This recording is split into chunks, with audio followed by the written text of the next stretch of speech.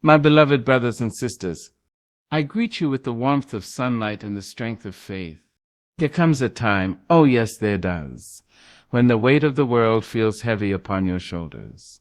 The bills are high, the pockets are low, and the heart whispers, Lord, when will my season of overflow arrive? But I came here to tell you today that your dry season does not define your destiny. No, child of God. The drought you're in is not a death sentence. It is preparation. Because sometimes God must empty your cup before he can fill it with his divine overflow. So today I want to share with you 3 mighty prayers, not mere words, but spiritual keys that will unblock your finances, open the windows of heaven, and let God's abundance flow like rivers in the desert. My dear heart, come close and listen, for this truth has been whispered through generations and carried in the soul of every weary traveler who ever looked to the heavens and said, Lord, when will it be my turn? Before the river of blessings can flow, before the door of abundance can swing wide, there's one sacred act that must come first: release. To release is to surrender your grip on the very things that have kept you bound. It is to unclench your fists, to open your palms toward heaven and to say, Father, I trust you more than I trust my fear. You see, child, so many of us pray for overflow while clutching tightly to the past. We ask God to fill our hands, but our hands are already full of old pain, old disappointments, old definitions of who we think we are. How can God pour new blessings into a vessel that refuses to be emptied? How can he send fresh rain if we keep sheltering ourselves under the umbrella of yesterday's sorrow? There comes a moment in every soul's journey when you must decide, do I keep carrying the weight of what was, or do I open myself to what can be? And that moment, that holy, trembling, beautiful moment, is where release begins. Release is not weakness, my love. No, it is strength refined by surrender. It is the courage to say, I will no longer be a prisoner of my own story. It is the wisdom to know that what has ended no longer deserves a seat at the table of your destiny. Some people hold on to lack because they have made it part of their identity. They say, I've always struggled. I've always been poor. Maybe this is just my lot in life. Oh, but I came to tell you today, that is a lie whispered by the enemy and disguised as humility. God never designed you to scrape by. He designed you to stand tall, to shine, to overflow. But first you must release the lie. When you say, Lord, I release my fear, you are telling heaven, I am ready to be used. When you say, Lord, I release my bitterness, you are saying, I no longer need to drink from that poison cup. And when you say, Lord, I release control, you are saying, your way, Father, not mine. Let me tell you something. Every seed that grows must first fall from its stem. It must release what held it. It must fall into darkness. It must crack open before it can bloom. So too must you. You cannot rise until you have released. There is power in letting go. There is power in forgiveness, even when the one you must forgive is yourself. For how can abundance flow into a heart that still bleeds regret? You have punished yourself long enough, beloved. You have replayed the old mistakes, the missed chances, the wrong turns. But hear me now.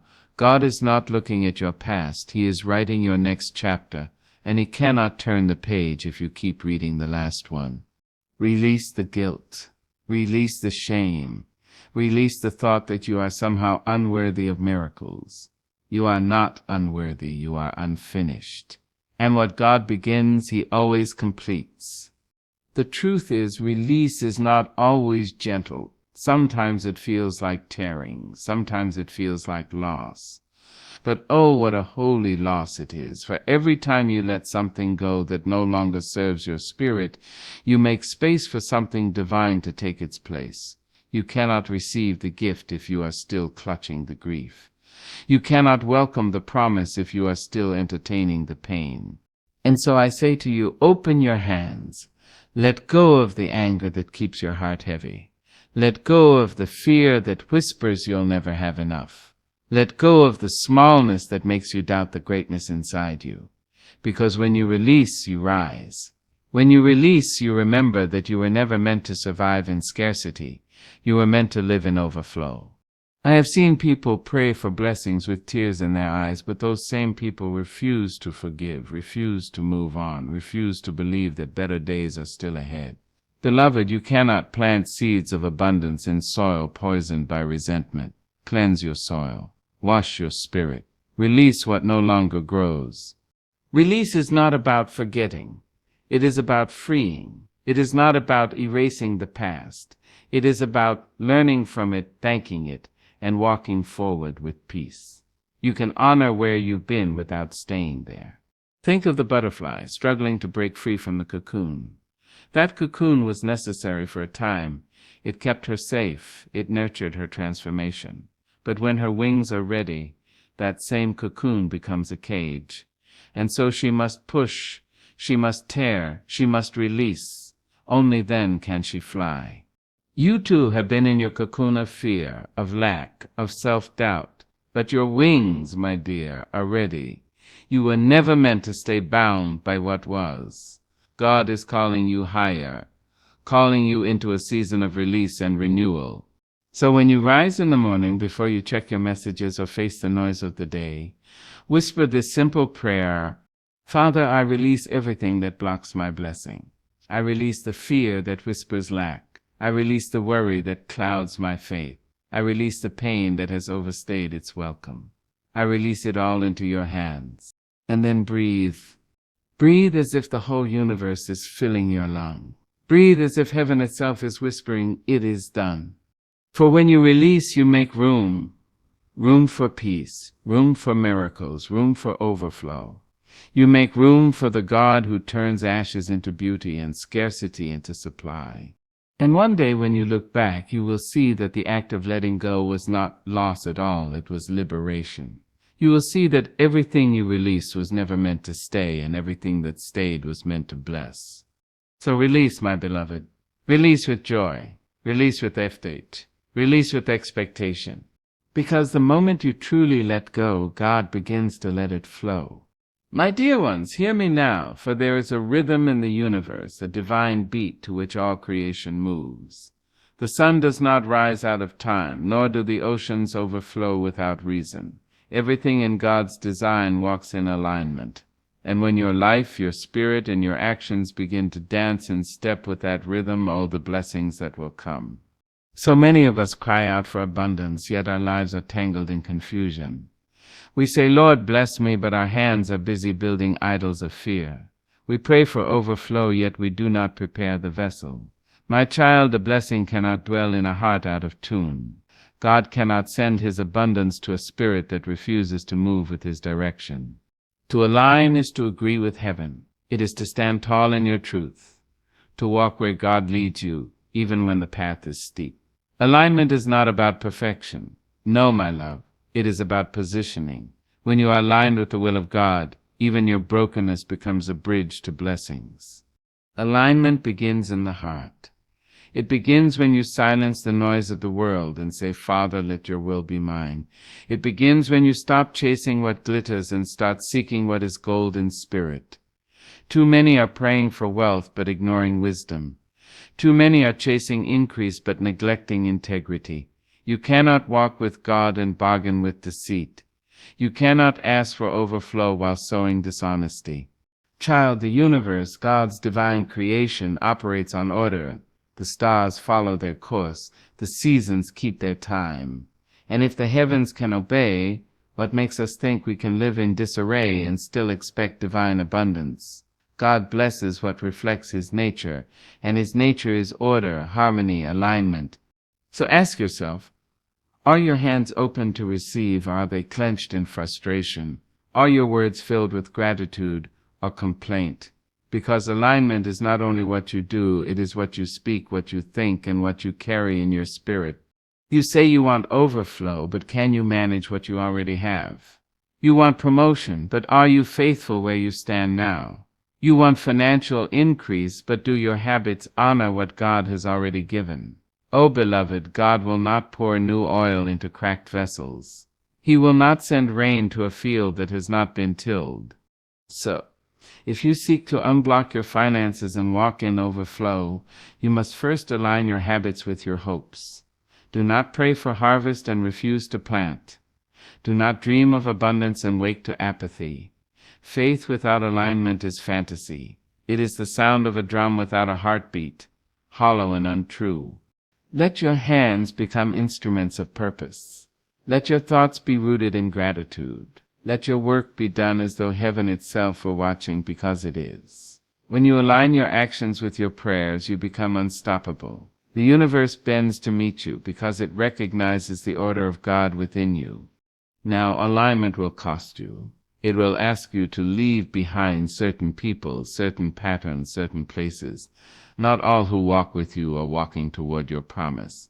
Some are comfortable in chaos, and when you start seeking order, they will call you strange. But stand firm, my child. Better to walk alone in alignment than surrounded in confusion. And remember, alignment is not rigid. It is movement guided by faith.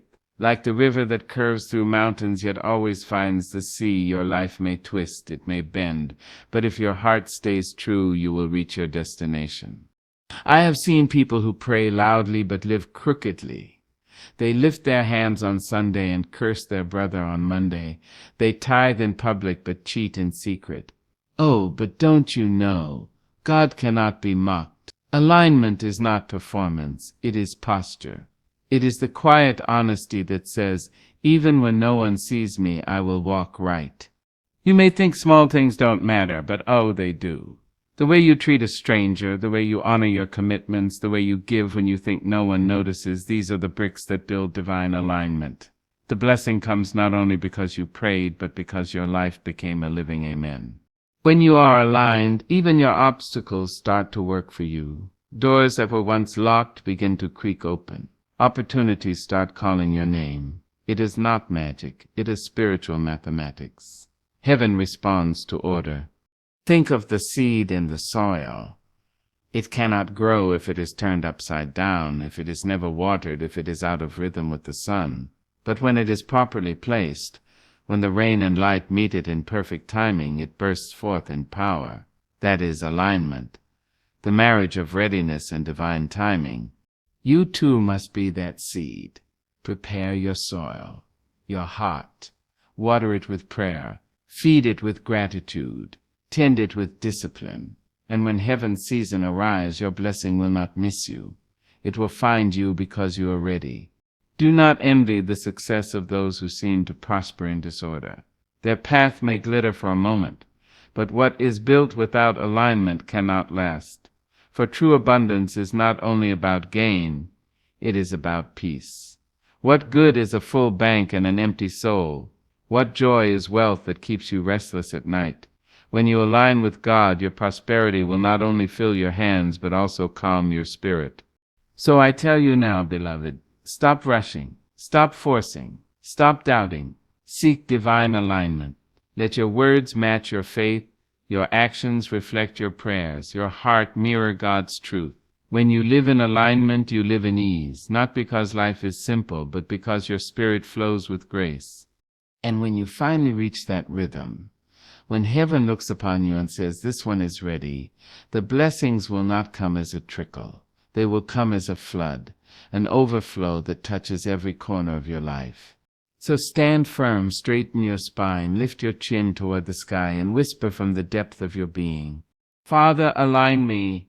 Align my hands, my heart, and my habits with your divine will. Make me ready for the abundance you have prepared. And when you pray that prayer with sincerity, watch how heaven moves. Watch how peace replaces panic, how clarity replaces confusion, and how doors you never imagined begin to open. For when your life comes into alignment with God's purpose, no power on earth can block your overflow. My dear child, there comes a time in every believer's life when you must stop whispering and start declaring, when you must rise up from the ashes of fear and speak life over your own destiny. For words, my love, are not simply sounds, they are seeds. Every time you speak in faith, you are planting the possibility of a miracle. Every time you declare God's promises out loud, you are aligning yourself with the language of heaven. To speak overflow is to claim your inheritance. It is to say, I am not a beggar at God's table, I am His beloved. And when you begin to speak from that truth, the universe itself begins to listen. The angels lean in closer, the very atmosphere shifts, because heaven responds to faith that dares to speak before the evidence appears. So many of us have been taught to pray small prayers, to expect just enough to survive. We whisper, "Lord, help me get through the month," instead of saying, "Lord, bless me until I am able to bless nations." But child, God is not limited by your paycheck or your education or your past. The only limits are the ones we build with our words. You cannot speak lack and expect abundance. You cannot declare defeat and still walk in victory. It is time to open your mouth and speak overflow. Speak it when the cupboards are bare. Speak it when the bills come due. Speak it when your spirit feels weary and your faith trembles. Because when you speak overflow, you are not talking to your circumstances, you are talking through them. You are announcing to the heavens and the earth that you still believe in the God who multiplies loaves, who fills nets until they nearly break, who turns not enough into more than enough. But remember, my dear, overflow is not only about what you say, it is about what you believe. Words without faith are empty echoes. You must speak as if the thing has already been done. You must believe as though you are standing in the harvest even while you are still holding the seed. Faith is not waiting for the blessing to come before you celebrate. Faith is dancing before the rain. You see, overflow is a mindset before it is a manifestation. It is the decision to believe that God's promises are bigger than your problems. It is to wake up in the morning and say, "I expect good things today," not because everything looks good, but because you know God is still on the throne. When you speak overflow, you remind your spirit of who you are. You remind your fears that they have no power. You remind your future that it belongs to the one who owns the cattle on 1,000 hills. It's not arrogance to speak abundance, it's obedience. For the word of God says life and death are in the power of the tongue. If you can speak life into a child, if you can speak comfort into a friend, why would you not speak prosperity and peace into your own path? There are people who will tell you that you're being too hopeful, too bold, too expectant. Let them talk. They cannot see what you see. They do not hear the same rhythm of faith that beats inside your chest. While they settle for survival, you were called to overflow. And overflow doesn't come to the timid, it comes to those who believe that God's abundance is not a myth, but a mandate. But hear me now. Overflow is not selfish. It is not about greed. It is about gratitude and purpose. When God fills your cup until it runs over, the overflow is meant to touch others. Your abundance is not just for your comfort, it is for your calling. When you have more, you can do more. You can give, you can serve, you can heal. You become a vessel through which divine provision flows to others. That is why you must not feel guilty for wanting abundance. Poverty is not holy, purpose is holy. Lack does not glorify God, love in action does, and love requires resources. So when you pray for overflow, pray not only for your table to be full, but for enough to feed those who have none. Pray to be a blessing in motion. Child, when you speak overflow, you must also live as though you expect it. Let your actions echo your faith. Stop talking about miracles and still living in fear. Stop praying for open doors while standing in front of them, afraid to knock. If you truly believe that overflow is coming, prepare your storehouse. Act like it's on the way. The farmer doesn't wait to see the rain before he tills the ground. He tills it because he believes the rain will come. And when the blessing does arrive, because it will, remember to stay humble. Remember that overflow is not something you own. It is something you steward. Handle it with care, with generosity, with wisdom. Don't let pride take the place of praise. Every good thing you receive is a reflection of the one who loves you enough to give it. I have seen the power of spoken faith transform lives. I have seen the woman who could barely feed her children begin to declare, "My God will provide," and within months she was not only feeding her family but feeding others. I have seen the man who lost everything stand on a cracked floor and say, "Lord, I trust you," and watch as opportunities began to pour into his life like a river that could not be stopped. So I say to you, speak boldly. Speak with conviction. Let your words carry the weight of your faith. When you open your mouth, don't let it be to complain. Let it be to proclaim. Say, I am blessed. I am favored. I am walking into overflow. Say it until your spirit believes it, until your circumstances catch up with your confession. And even when doubt comes knocking, because it will, do not answer. Doubt is a thief dressed in reason. It comes to steal your expectancy, to quiet your declarations. But keep speaking anyway. Speak until the fear fades. Speak until your environment begins to echo your energy. For the truth, my child, is that overflow is not coming. It is already here. It is waiting for your alignment, your readiness, your belief. And when your words, your faith, and your spirit unite, the heavens will open. So lift your head high, square your shoulders, and say it one more time with the power that only faith can give. Father, I receive my overflow. I receive pressed down, shaken together, and running over. I receive not just enough to live, but enough to give. I receive the abundance you promised me, and I will use it for your glory. Say it until it feels like truth. Say it until the truth becomes your life. For the moment you begin to speak and believe in overflow, child, the river starts to flow. And nothing, not fear, not lack, not doubt, can stop what God has already set in motion. There is a stillness that comes before every storm, a silence before every song, and in that stillness the heart of faith is tested. Life has a way of stretching you, of pulling you in every direction, until your strength feels like a thin thread about to snap. It is in that moment, child, that faith must rise higher than fear. For fear will tell you that you are alone, but faith will whisper that you are surrounded. Fear will point to the mountain and say it's too big, but faith will lift its chin and declare, my God is bigger. You see, we all face those seasons when the bills are louder than the blessings, when the nights are longer than the peace, when the heart wonders if God still remembers your name. Oh, but hear me. Just because heaven is quiet does not mean heaven is absent. Silence is not abandonment. God is still there, weaving your miracle in the dark, arranging pieces you cannot yet see. There are valleys that teach what mountaintops cannot. You cannot learn endurance in comfort. You cannot learn faith where everything is certain. Faith is not built in sunlight alone. It grows in shadow. It blossoms in tears. It deepens when you must walk through a storm without an umbrella, trusting that every drop of rain is still part of God's plan. My child, fear is a liar, and it speaks loudest when your blessing is nearest. It will whisper that you've tried too long, that your prayer was too late, that your past disqualifies you. But I have lived long enough to tell you that the devil has no power except the power you give him through your belief in his lies. You must not let fear write your story. You must not let worry narrate your life. Faith is not the absence of fear. No, it is the decision to walk forward anyway. It is the strength to take another step when the road is dimly lit. It is the boldness to believe that the same God who brought you through before will do it again. For he is not a man that he should lie, nor a promise that he should break. What he spoke over your life still stands, even when everything around you shakes. I have seen storms that tried to drown good people, but they floated, not because they were strong, but because they believed.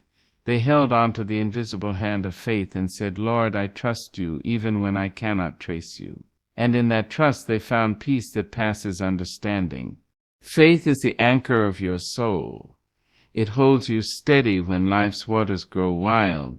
It keeps you from drifting into despair. And oh, how the enemy fears a soul that refuses to give up. Because every time you choose faith over fear, you remind darkness that it cannot win. You remind your circumstances that they do not define you. You remind your own spirit that you were built to overcome.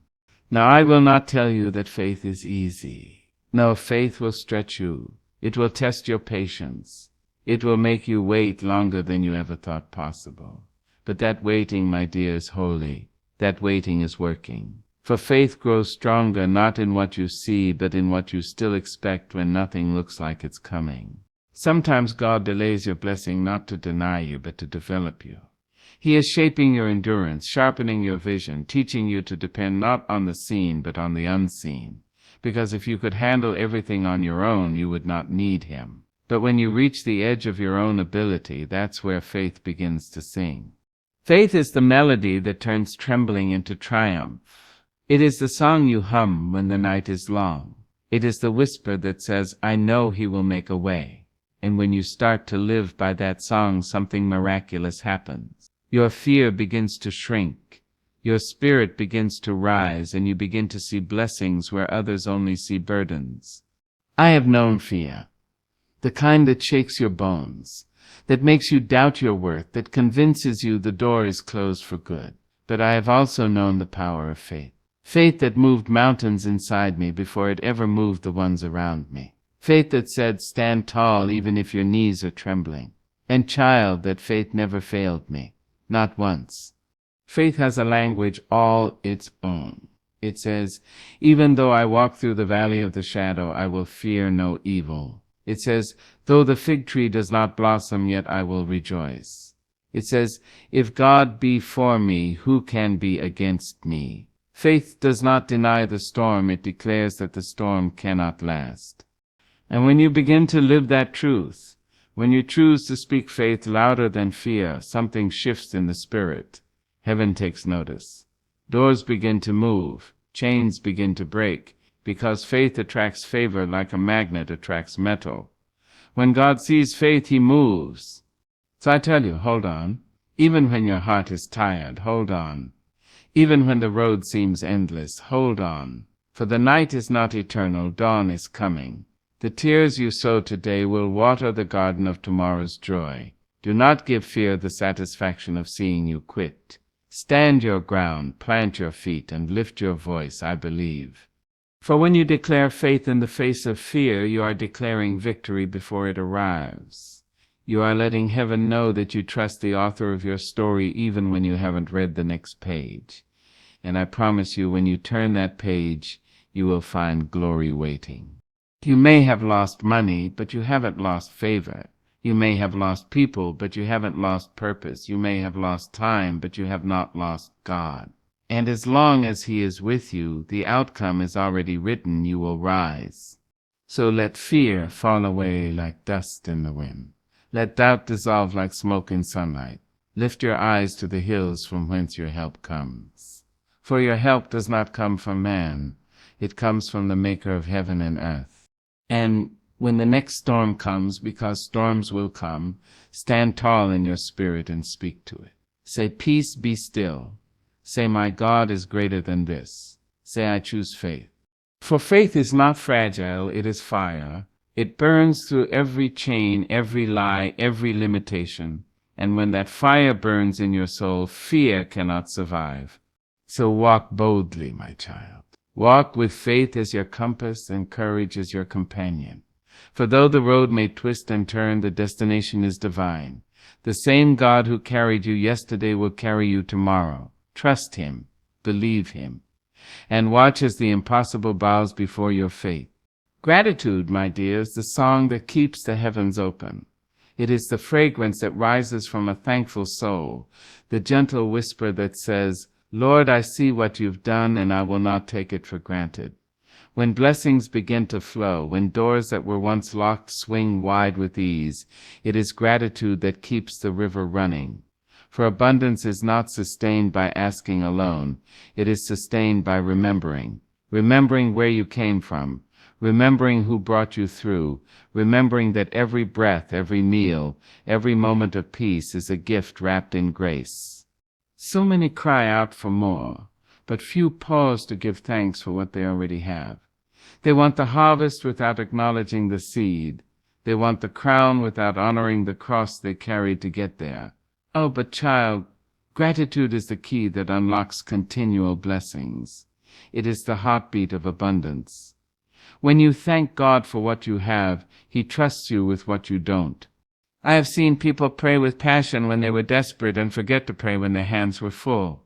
But the wise soul knows that gratitude is not a seasonal thing, it is a daily posture. It is the quiet hallelujah whispered in the kitchen as the coffee brews. The smile toward heaven when you see your child laugh. the simple acknowledgement that you are still here when so many are not. Gratitude transforms ordinary moments into miracles.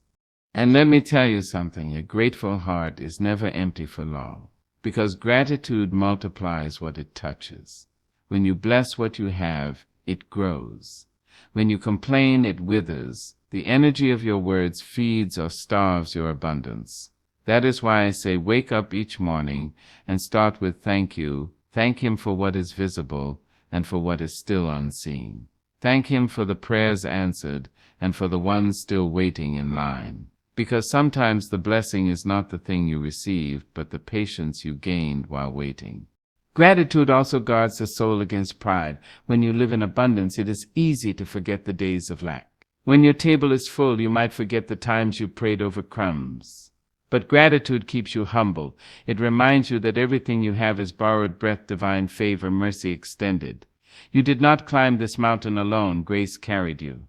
And humility, child, is the foundation on which blessings rest. For God resists the proud but gives grace to the grateful. When your heart remains bowed in thanks, heaven takes notice. Gratitude says, I remember who the source is. And when you honor the source, the supply never runs dry. Now, gratitude is not just about words, it's about living. It's in how you treat people, how you share what you've been given, how you shine your light so others may find their way. True gratitude gives. It overflows. When your cup runs over, it should spill love, not arrogance. It should feed others, not flaunt your fortune. For abundance is not meant to be hoarded. It is meant to be circulated. The blessing that stops with you will die with you, but the blessing you pass on will live forever. I have learned that generosity is gratitude in action. When you give a meal, a smile, a listening ear, you are saying, Lord, you've been good to me, and I trust that goodness enough to share it. That trust is what keeps the current flowing. God will not pour into a closed hand. But when He sees you opening yours, using your overflow to lift another, He knows you are ready for more. Gratitude also changes the way you see your struggles. When you are thankful, even trials become teachers. You begin to understand that the pain was not punishment, it was preparation. The heartbreak was not destruction, it was direction. Gratitude turns what the enemy meant for evil into fuel for growth. It looks at the storm and says, thank you for the rain, Lord, for without it the flowers would never bloom. And when you live in that kind of awareness, peace settles in your bones. Because gratitude silences anxiety. It quiets the constant craving for more and reminds you that right now, in this moment, you have enough breath, enough hope, enough grace to keep going. That is abundance, not the weight of possessions, but the lightness of peace. Oh, but child, gratitude must be intentional. You must practice it when it's hard, when nothing seems to be working, when your prayers feel unanswered, because it is in those moments that gratitude becomes a weapon. It confuses the enemy. He cannot understand how you can praise in the midst of pain, how you can sing while still searching. But praise, my dear, is power, and gratitude is the purest form of praise.